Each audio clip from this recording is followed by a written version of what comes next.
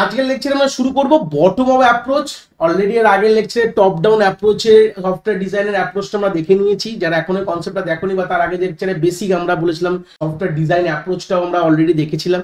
তো যারা এগুলো দেখোনি, আমি এই ভিডিওর আই বাটনে আগের দুটো ভিডিওর প্লেলিস্টে তো লিঙ্ক প্রোভাইড করে দেবো, প্লাস দুটো ভিডিওর লিঙ্ক প্রোভাইড করে দেবো। তোমরা চাইলে সিকুয়েন্সিয়ালি জিনিসটাকে গ্রিপ আপ করতে পারো। তাহলে বটম আপ অ্যাপ্রোচ কি জিনিস মোটামুটি আমরা বেসিক ইন্ট্রোডাকশনও বলেছিলাম, যেখানে in this approach is important as the complexity of the software system systematically increase. যদি আমাদের এই অ্যাপ্রোচটা আমরা কখন ধরি, যদি আমাদের সফটওয়্যারের কমপ্লেক্সিটি বেড়ে যায়, মানে কমপ্লেক্স সফটওয়্যার যখন আমরা বানাতে যাই বা আমাদের বানানোর কোনো অর্ডার আসে, তার যে ডিজাইনটা যখন আমরা করবো তখন আমরা bottom up approach method follow করবো। সেখানে কিন্তু কেন করবো, সেখানে আমরা প্রবলেমটাই পুরোটা আমরা প্রথমে বুঝতে পারিনি। If the problem is very difficult to understand, instead of understanding the whole problem, we need to solve the sub problem and then repeat the process until the whole problem is solved. দেখো, আমরা যদি প্রবলেমটা একগ্রতাভাবে বুঝতে না পারি, মানে পুরোটা যদি বুঝতে না পারি, তখন আমরা কি করি, যেটুকু বুঝতে পেরেছি সেগুলোকে সলভ করতে থাকো লোয়ার লেভেল থেকে আমরা সলভ করছি, করে করে সেগুলোকে মার্চ করে আরেকটা প্রবলেম সলভ হয়ে গেল, এইগুলোকে মার্চ করে এই প্রবলেমটাও সলভ, এইভাবে করতে করতে যখন আমরা উপর দিকে উঠি তখন কিন্তু আমাদের রিপিটেডলি এই কাজটা যখন করতে থাকে তখন এন্টায়ার প্রবলেমটা কিন্তু এইভাবে সলভ হয়।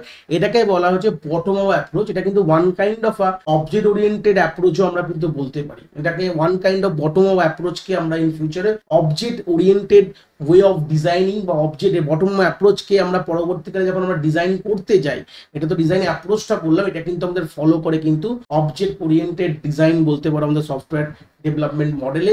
সেখান থেকে কিন্তু আমরা যে পপুলার যেসব প্রিন্সিপালস গুলো রয়েছে, সলিড প্রিন্সিপালস, ইউএমএল, এগুলো কিন্তু আমরা একদিকে কিন্তু আমাদের ব্রাঞ্চিং হয়ে যায়। তো অবভিয়াসলি এরপর থেকে আমরা দেখবো, এর পরের লেকচারই কিন্তু আমরা আসবে কিন্তু unified modelling language, one kind of object oriented software designing concept বলতে পারো, যেখানে আমরা তার প্রত্যেকটি অ্যাসপেক্ট কিন্তু দেখবো এর পরের লেকচারগুলো থেকে। তো সেই সূত্রে এখান থেকে একটা আইডিয়া পেলাম কখন আমরা বটম আপ অ্যাপ্রোচ ইউজ করি, যেখানে আমাদের প্রবলেমটা কমপ্লেক্স এবং প্রবলেমটা আমরা প্রথমে যখন বুঝতে পুরোটা না পারি, তো হোল প্রবলেমটা না বোঝার চেষ্টা করে যেগুলো বুঝি সেগুলো করতে থাকো। আস্তে আস্তে তুমি যত এগাবে সিস্টেমে, যতটা তোমার সলিউশনের দিকে এগাবে, তত তুমি জিনিসটা বুঝতে পারবে। এই করতে করতে তোমার কিন্তু সফটওয়্যারটা ডেভেলপ হয়ে যাবে। অ্যাডভান্টেজ কি আছে, should be use for the large size project. যদি প্রজেক্ট বিশাল বড় হয় তখন আমরা এই বটম আপ অ্যাপ্রোচ কিন্তু আমরা ফলো করি। Easy to use by the designer as well as work in the incremental fashion. মানে এটা ডিজাইনাররা নর্মালি ইউজ করে, কেন কি এই কাজটা ইনক্রিমেন্টাল ফ্যাশনে হয়, মানে ছোট ছোট করে কাজ করতে এগিয়ে কমপ্লিট সফটওয়্যার কিন্তু এখান থেকে তৈরি হয়ে যায়।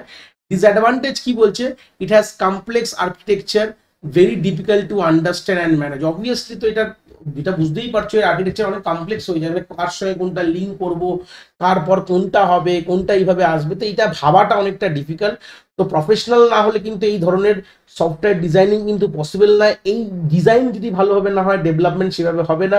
তো এরকম ধরনের ডিজাইন করার জন্য কিন্তু এটা খুব ডিফিকাল্ট টু আন্ডারস্ট্যান্ড, মানে বোঝা খুব আন্ডারস্ট্যান্ড, এবং তাকে ম্যানেজ করা তো খুব ডিফিকাল্ট, বোঝাই যাচ্ছে। যদি প্রফেশনাল ডিজাইনার না থাকে তাহলে কিন্তু এটা কোনোভাবে ডিজাইনিং করা যাবে না। তো এখান থেকে একটা আইডিয়া পেয়ে গেলাম যে আমাদের টপ ডাউন অ্যাপ্রোচ কিভাবে কাজ করে বা বটম আপ অ্যাপ্রোচ কি করে কাজ করে। আগের লেকচারে টপ ডাউনটা আমরা পেয়ে গেছিলাম, এই লেকচারে আমরা প্রত্যেকটা সেপারেট লেকচারে জিনিসগুলো ক্লিয়ার করলাম, এবং আমরা বটম আপ অ্যাপ্রোচ কি দরকার, মোটামুটি ইউনিভার্সিটি পয়েন্ট অফ ভিউ থেকে প্রশ্ন থাকবেই, মোটামুটি সব জায়গায় দিয়ে থাকে।